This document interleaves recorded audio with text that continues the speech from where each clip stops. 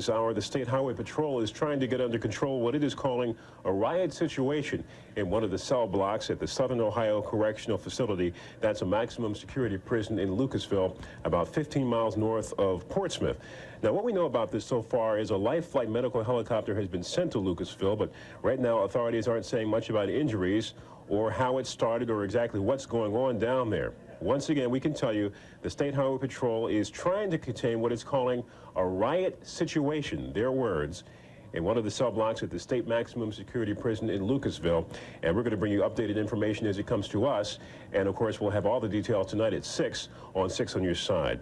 There have been more of the injured that have been taken out, 4 or 5 ambulances and a life flight ambulance helicopter left. We understand that there was some sort of rush that came by SWAT officers or some sort of a tactical team sometime around 8:30 tonight, and that some people were injured there, and that included some prisoners. I don't believe there's anyone leaving in this ambulance who is hurt or they would have their lights on, but there has been a steady stream through here. As we said, we're just about to find out what's going on. The injury total now perhaps 11 or 12 people, and Mike, if we find out, we'll be back to you later on in the newscast. John, we'll look forward to that. I know this is a breaking story, and we will be back out at Lucasville before we go off the air. Today's edition of the Portsmouth Daily Times ran a story listing the prisoners' demands. These are not confirmed, but the demands include dismissal of the warden, Arthur Tate, dismissal of most unit supervisors, hiring more black guards, giving better jobs to black inmates, loosened day-to-day restrictions, and allowing contact with the media.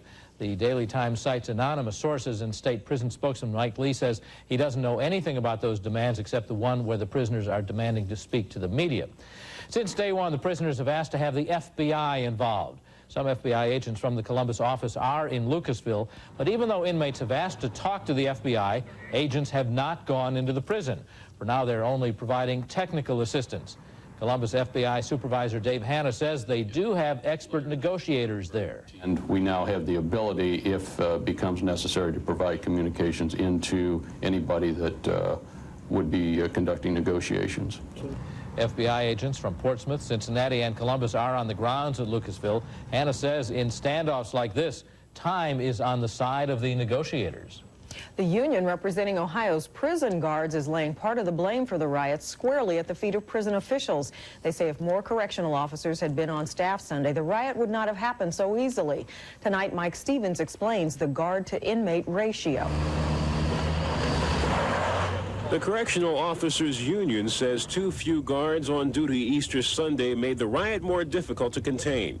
There were over 1,800 inmates being guarded by 69 officers Sunday, but according to prison officials, that was not a factor in the uprising. We've checked the rosters, and if anything is true, they may have been one person short of their normal roster, which is not an aberration. The union says Sunday there was about 1 guard for every 26 inmates, but normally the ratio would be 1 guard for every 4 inmates.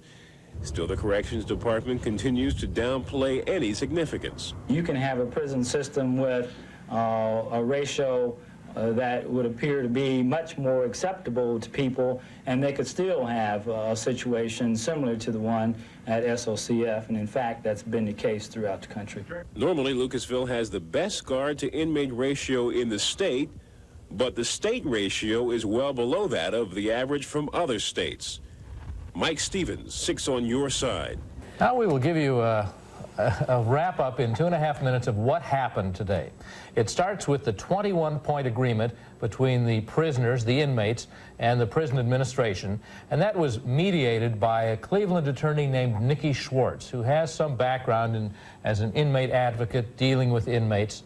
And then it was the hurry up and wait time, waiting for the first inmates to come out, and then waiting for the second inmates to come out. The first group, and we'll see in this videotape now, the first group were these are the hostages coming out at the very end of the process. This was about 10:25 tonight, after well over 300, almost 400 prisoners had surrendered to authorities. The 5 guards who had been held hostage for 11 days since the riot began on Easter Sunday finally walked out on their own power.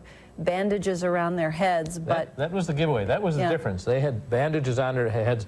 The other injured inmates had come out hours before. So we were saying, why do these guys have bandages? They were holding each other. And then we realized that these were the hostages.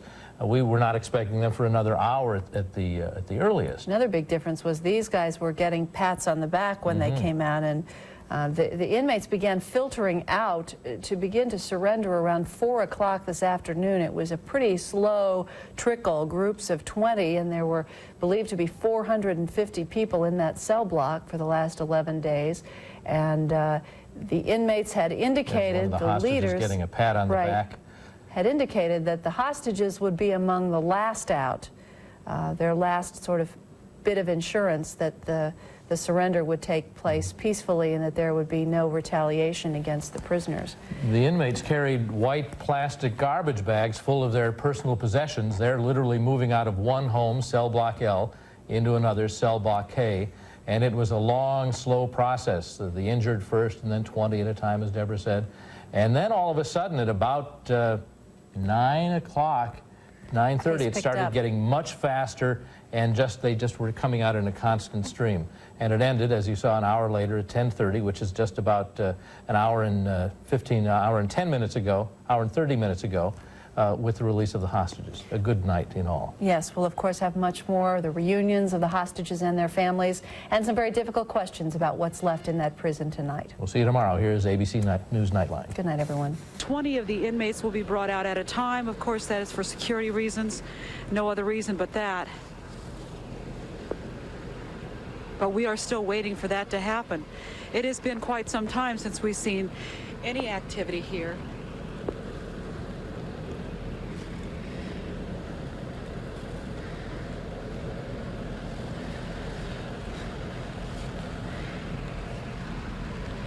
This is all occurring on the back side of L Block in the recreation area. This is where the prisoners, during their recreation time, can play ball. They can stroll through here. There's picnic tables set up. This is where the problem began on Easter Sunday. And this is where everybody hopes it will end this afternoon.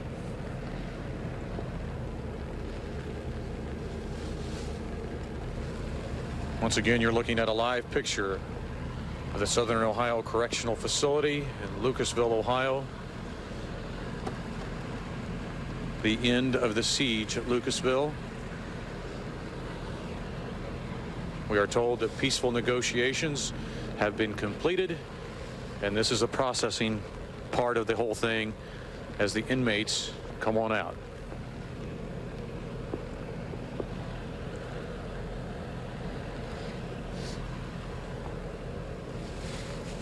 Of course, you can imagine it's going to take a long time to process, as we've said before. We have been told by the State Highway Patrol, Sergeant John Bourne, that there has been some unexplained delay, but the inmates are expected to be brought out at any time.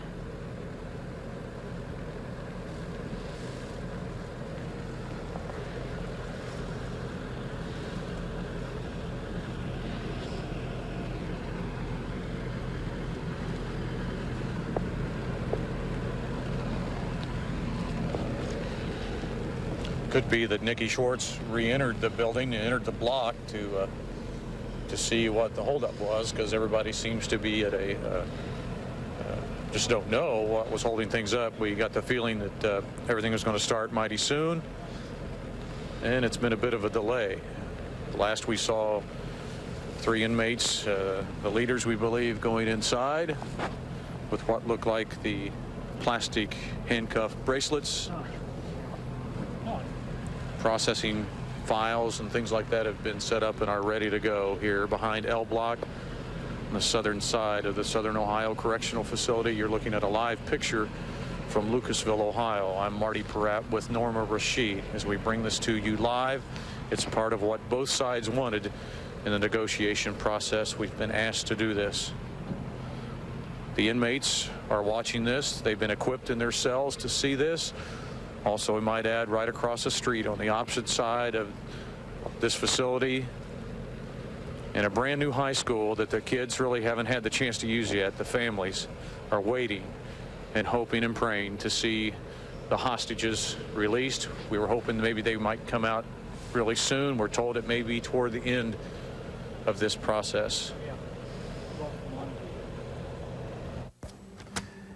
As you can see, there still is nothing happening. The pool reporters have said there's some sort of unexplained delay in the process, but I think we have some information from our reporter on the scene, John Greiner. He joins us now live with an update. John, what can you tell us about the situation? Well, we were supposed to get a briefing at 5:30, but it looks as though that briefing has been postponed until 6 o'clock. So I'm not quite sure what that is, but we do understand that the inmates will be coming out in bunches. When you saw them earlier, they were coming out one at a time. And to process 450 inmates, that could take just hours and hours. Remember that these men have been in this cell block for 11 days. They've been fed twice and not for the last 72 hours. They haven't had any water, although I'm sure they took some bottled water into them. Their sanitary facilities haven't been working, so they may want to get to K Block and into the new cells and into new clothes and perhaps take a shower more quickly than the administration has wanted. I'm just speculating that's what's happening. They were coming out one at a time. We understand they're going to come out 20 at a time, so that might have been part of the hang-up. Okay, possibly a discussion of whether or not that would be allowable and how to manage how many people are coming out at once.